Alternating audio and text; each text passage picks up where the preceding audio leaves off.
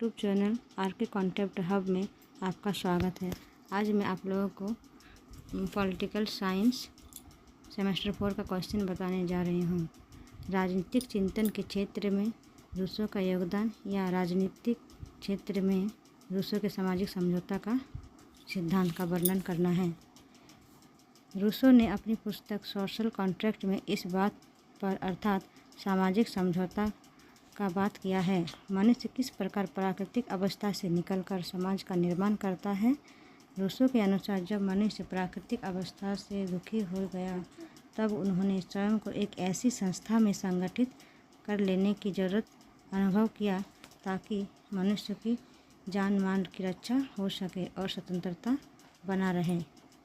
जिस प्रकार हाउस और लॉक ने राज्य की उत्पत्ति का कारण सामाजिक समझौता को माना है, उसी प्रकार रूसो ने राज्य की उत्पत्ति का कारण सामाजिक समझौता को माना है।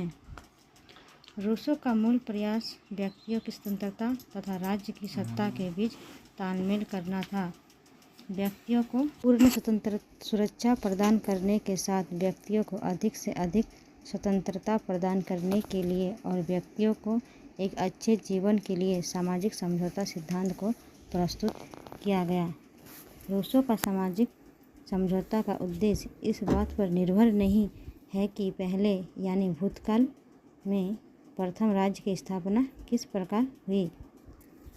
उसके सामाजिक समझौता का उद्देश्य एक ऐसे समाज की स्थापना करना है जहां राज्य की सत्ता तथा लोगों की स्वतंत्रता में समन्वय स्थापित हो सके, जहां मानव जाति अपने कष्टों से छुटकारा पा सके, लोग दूसरों से मिलकर रहे, पहले जैसे स्वतंत्र रहे और खुशहाल जीवन व्यतीत करें। रूसो ने इन सभी समस्याओं का समाधान सामाजिक समझौता द्वारा करता है। रूसो का सामाजिक समझौता सिद्धांत इस प्रकार है। नंबर पॉइंट है मानव स्वभाव। रूसो की दृष्टि में मानव एक शांतिप्रिय व दयावान प्राणी है। मानव एक शांतिप्रिय सुखमय जीवन व्यतीत करने वाले प्राणी था। मानव का जीवन चिंता से भरा हुआ था। वह अपना जीवन प्रकृति के अनुरूप जिया किया करते थे। मानव स्वभाव का बात करें तो उनका विचार ऊंच नीच का उद्देश्य भेदभाव नहीं था। मानव दूसरे के हितों को नुकसान नहीं पहुंचाते थे। 2 नंबर पॉइंट है प्राकृतिक अवस्था।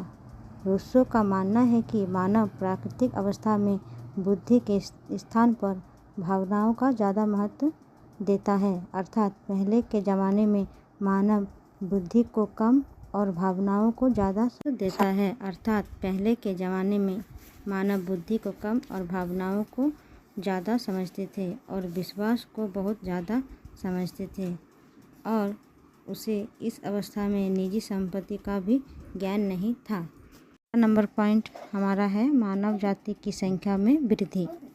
जैसे जैसे प्राकृतिक अवस्था में मानव जाति की संख्या में वृद्धि हुआ, लोगों की आवश्यकता भी बढ़ने लगी। इसी स्थिति में लोगों के अंदर लालची की भावना उत्पन्न हो गई। तब इन सभी के बीच एक समझौता हुआ।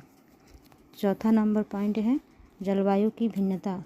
प्राकृतिक अवस्था में मानव के जीवन में उसी प्रकार का भिन्नता होता गया जिस प्रकार जलवायु में भिन्नता आता गया।